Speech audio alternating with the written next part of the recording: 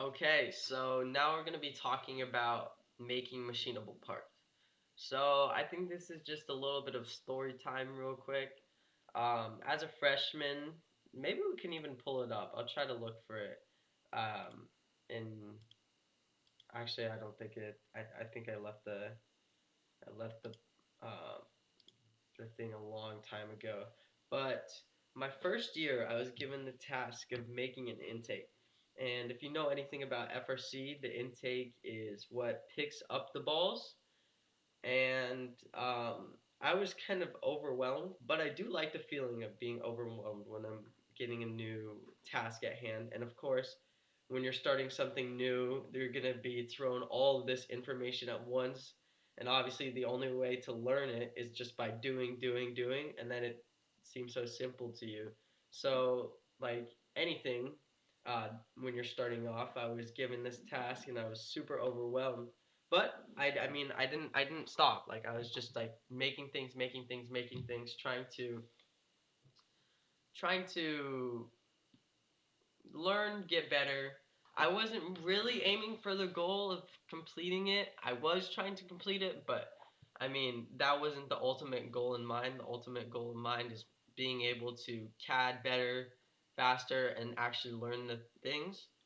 And I definitely would say it was the greatest learning experience I've had, but something that really stopped me from completing it was making machinable parts, and then also the inefficiencies, which I covered briefly. So when I was CADing, I was given the task of this intake, and I started designing, trying to make things that I think would work, but I really did not have a good grasp on machining and what was actually capable of being produced. And that's why I think when you're CADing, you also really need to understand machining and you really need to understand the other aspect because you're designing this, but form follows function. So you need to once you figure out the functions, you need to make the form, but something that is actually like machinable. So I've seen like parts that are crazy, like hard to make, and like Patrick, who our machinist was 2 years ago, he was really talented. So he he understood that they were beginners, and he was still able to take them and machine them.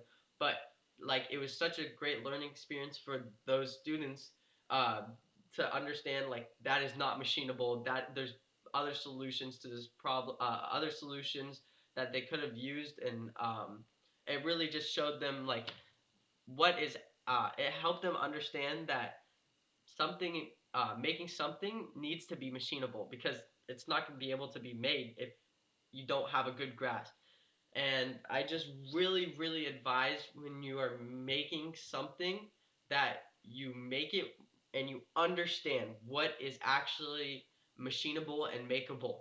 So, for example, if you're making a 3D printed part and you don't understand what is actually 3D printable, it's just going to fail. So you really need to understand what is 3D printable. So for example, with the 3D print, you want to have a good foundation and you don't want to have too much overhang. You don't want to have like holes within it that will break it. You don't want to have, you want to make sure you have supports within it and understand like um, how supports work. And then, for example, machining, when we're making like polycarb, you need to make sure you understand what thicknesses we have. You need to make sure you understand how big our CNC is to actually cut out the pieces, and just making sure you have a really good grasp on how this part will be made when you are making it. So you need to keep that in mind, and that's really what attributes to a good cadder is understanding first like how to design it, and then second having this design how you are going to design it or machine it after you design it in hand, because your job is not done after you make the part. Well, it is, but you need to make sure the part can actually be made, because sure you can create the coolest skyscraper in the world in theory. Let's say like Minecraft, you're able to have like floating blocks, but when you take that to real life situations, is that actually going to be realistic, and will that actually cut down time when you're trying to make it? Will it answer the 4 questions we have under research? And I can pull those up real quick because you actually do want to keep these in mind when you are making your. Oh shoot, I was logged out, so I can't show you those right now, but I can tell you briefly what they are. So it's going to be minimizing design time, and you also want to, let's see, you want to minimize cost. Obviously, you want to make sure you're not fixated on one solution, but knowing like if there are multiple solutions, you see both of them. You also want to, um, let's see, you want to minimize how hard it is to be machinable. And those are a few good questions you want to keep in mind. Obviously, there's other ones, and we'll talk about those in the design process.